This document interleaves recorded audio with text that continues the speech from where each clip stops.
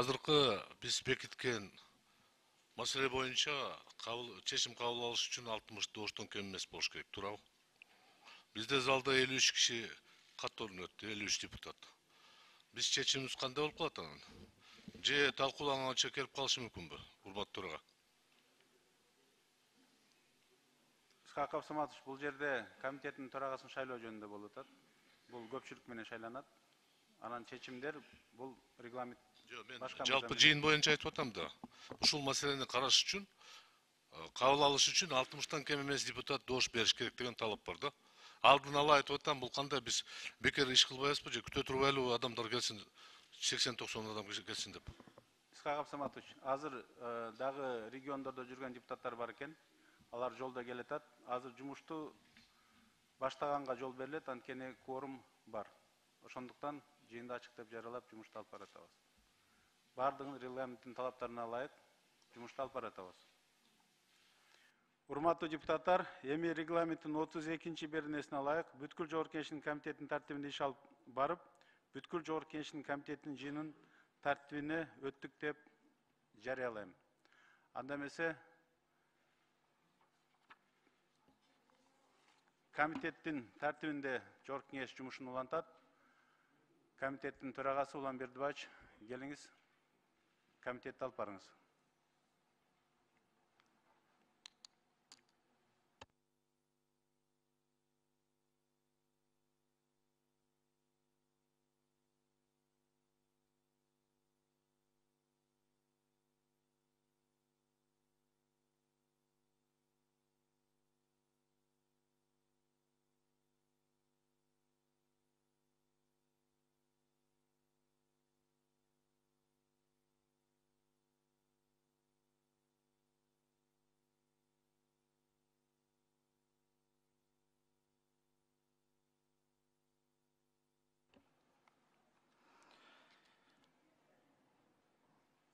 Саламатсыздарбы, урматтуу депутаттар. Кыргыз Республикасынын Жогорку кеңешинин регламенти жөнүндө Кыргыз Республикасынын мыйзамынын 32-беренесинин 1-бөлүнүгүнүн 1-пунктуна ылайык бүткүл комитеттин жыйналышын баштоого уруксат бериңиздер. Регламенттин 82-беренесине ылайык жыйналышты өткөрүүгө кворум бар. Бүткүл комитеттин жыйналышынын күн тартибин бекитип алсак, урматтуу депутаттар, күн тартибинин долбоорунда бир эле маселе мониторингиңиздарда бар. Жамааттык коопсуздук жөнүндө келишим уюмунун алкагында мамлекеттер аралык келишимдик милдеттенмелерди аткаруу үчүн Кыргыз Республикасынын куралдуу күчтөрүнүн бөлүктөрүн Казакстан Республикасынын аймагына пайдалануу мүмкүнчүлүгү жөнүндө. Эгерде каршылык болбосо, күн тартибин бекитүүнү добушка коем. Добуш бериңиздер.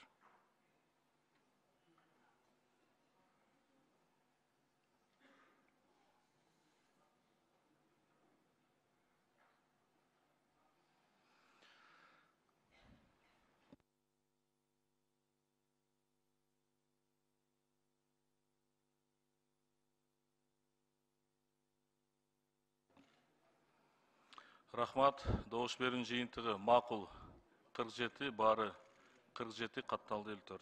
Рахмат.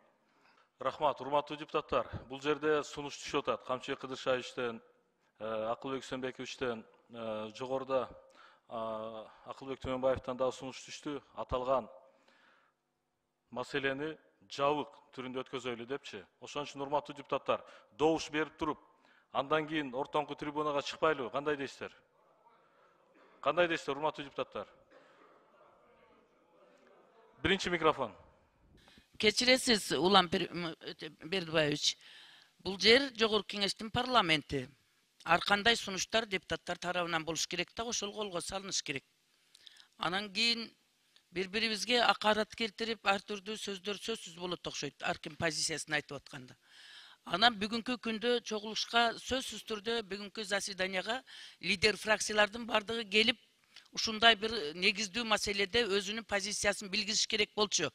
Кечеги келгендер да бүгүн келбей, бекинип отуруп алып, сулуу чымчык болуштун эч кандай кереги жок. Ошондуктан сиз атайын мен депутат катары Ата журт Кыргызстан Нарматова сунуш киргизем, колго салыңыз, жабык түрүндө айтайлык дагы өзүбүз жабыктын кабинеттин ичинде чогулуп алып туруп ушул жерде сырткы маалымат таркатуучуларды дагы киргизбей туруп мамлекеттик сыр катары акылдашып чечишип алайлык.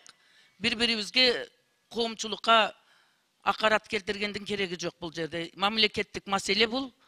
Мамлекеттин кишилери бийлик бутактары отуруп алып чечип алышыбыз керек. Колго салыңыз, жабык түрүндө өтөйлүк. Рахмат. 5-ші микрофон. Урматтуу кесиптештер, урматтуу коноктор, бир аз сабырдуулукка чакырам. Бири-бирибизди турушпай эле коелубуз, ар бирибиздин ар кандай даражадагы тажрыйбабыз бар.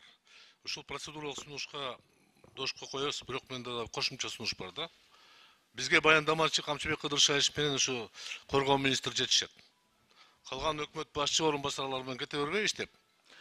Азыр бул Алардын кереги жок, кете бергиле иштегенсиң. Бул жерде баягы жабык болгондо ал жерде Акылбек Үсөнбековичтин дагы айта турган маалыматтары бар экен, ошон үчүн ошол маалыматтарды толук бергенден кийин мейли Камчыбек Кыдыршаевич урушат, эми Акылбек Үсөнбекович бизди уруша баштады эми. аны добуш Токтотуш керек да. сунушуңузду добушка коебуз. 2-ші микрофон. Атажурт Кыргызстан, Равшан Сабиров. Бир маселе, урматтуу төрагалык кылуучу, сиз ирети менен регламенттин негизинде добушка койсоңуз бул бир. Экинчиси, мен мына Акыл Төмөнбаев өзүбүздүн коллеганы колдоп кетем. Фракциялардан бирден же экиден депутаттар сүйлөп туруп, анан бул нерсеге чек койсок. Рахмат. Жабык эшикте өткөрүүгө биринчиден сиз азыр добушка коесуз. Андан кийин жана фракциялар эки-экиден сүйлөөгө добушка коесуз. Рахмат. Сунуштар кабыл алынды. Рахмат, Равшан Асатович. 1-ші микрофон.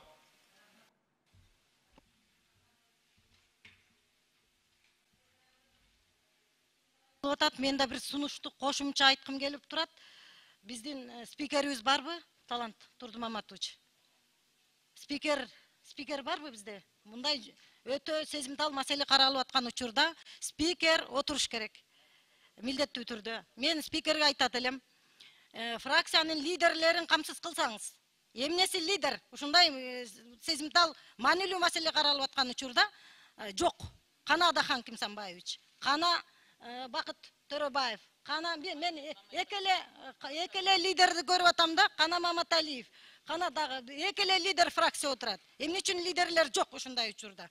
Жоопкерчиликти баарыбыз мойнубузга алабыз. Бизде качкан жерибиз жок. Милдеттүү түрдө жоопкерчиликти мойнунга алабыз, элекилүү болуп келгенден кийин. Анан эми биз Орто Азиядагы өтө байыркы элбиз. Сабырдуулугубузду сактайлы. Биз эгиз элбиз. Эгиз элдин ортосуна артык кылам деп тыртыкта кылбашыбыз керек. Шашпашыбыз керек арабанын астына түшүп алыпчы. Муну эми жабык эшик артында айтабыз, эмнеге биз айтпашыбыз керек? Эмоциялар болот, бул жерде сөзсүз түрдө болот. Ошон үчүн жабык эшик артында өткөрүлүп дагы фракциянын лидерлерин камсыз кылсын спикер. Рахмат. 4-ші микрофон. Саламатсыздарбы коллегалар, сабырдуулукка чакырып, сабырдуулук менен жыйынды ачык эле өтсөкпү дейм да. Анткени президентибиз да ушуну суранып кетиптир. Анан мен дагы мындай элдин билишин каалайм да, чындап келгенде просто сабырдуулук калабы. Ошол эле да. Сунуш. Рахмат. Рахмат. 5-ші микрофон. Рахмат. Урматтуу коллегалар, жаңы жылдын алдынан биз 12-сине чейин өзүбүзгө өзүбүз каникул жарыялап, эл менен жолугушуу же болбосо бизде каникул болгон. Депутаттар эч ким билген эмес мындай болуп калышын. Кээ бири сыртта болуп калган. Бул жаңы жыл деген бул жаңы жыл дейм, аны айтыштын кереги жок. Ошол мезгилде 1 жыл пландап кетип калышкандар. Алардын жоктугуна биз сөз келтирсек туура болбой калат. Барыбыз мындай кыймылдай бергенде, себеби мен лидер фракцияларды айтып атам да, ошо коллегаларым колдоо катарында. Алар атайын кетип калган дегенден алыс болушубуз керек. План менен кетип калып, уча албай калышы мүмкүн, башка болуп сыртта жеп, башка бир ооруканада жатышы мүмкүн, лечение алып алгатканбы. Ушундай болуп калышы мүмкүн. Рахмат. Рахмат. Алтынбек Турдубаевич, 4-ші микрофон. Орысча айтып коеюн, уважаемые коллеги, здесь обсуждается вопрос, который напрямую влияет на национальную безопасность нашей страны. Поэтому здесь Я предлагаю, конечно, очень много вещей секретных будет, наверное, сказано. Поэтому я предлагаю в закрытом режиме обсуждать, но не ограничивать выступления депутатов. Потому что вопрос очень серьезный, и все должны высказаться. Рахмат.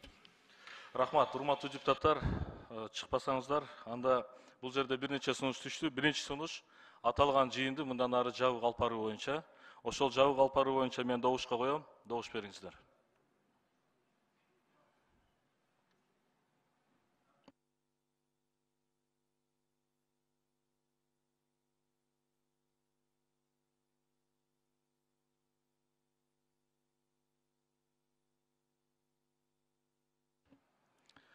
Макул 46, каршы 5, бар 56 сунуш өттү. Аппарат камсыз кылыңыздар. Экинчиси, бул жерде сунуш түштү Акылбек Төмөнбаевтан аталган маселеге чекит коюу боюнча. Урматтуу депутаттар, суроого жана суроолорго чекит коюу боюнча сунушту добушка коем, добуш бериңиздер. Чек коюу боюнча.